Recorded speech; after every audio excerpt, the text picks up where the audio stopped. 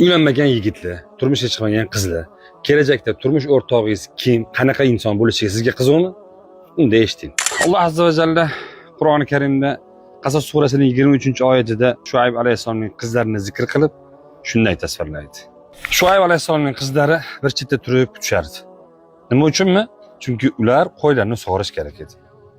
Ammo erkaklar quduqning oldidan ketmaguncha ular quduqqa borishmasdi.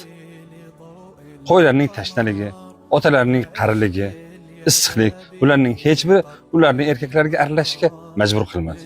Mana bu narsa hayo va iffat deyiladi. Endi bugunga qarang. Erkaklar bilan xotirjam aralashib yurgan qizlar, internetda har xil bolalar bilan SMS tashib, gaplashib, ko'rishib yurgan qizlar.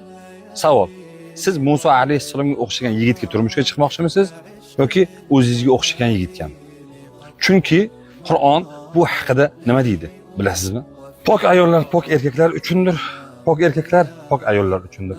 Nopok erkaklar nopok ayollar uchundir, nopok ayollar nopok erkaklar uchundir deya marhamat qiladi. Bu xabar erkaklarga ham tegishli.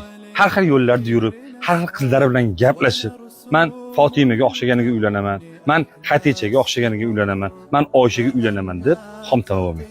Chunki pok pok uchundir, nopok nopok uchundir. Buni esingizdan chiqarib qo'ymasangiz bo'ladi. Assalomu alaykum va rahmatullohi va barakatuh.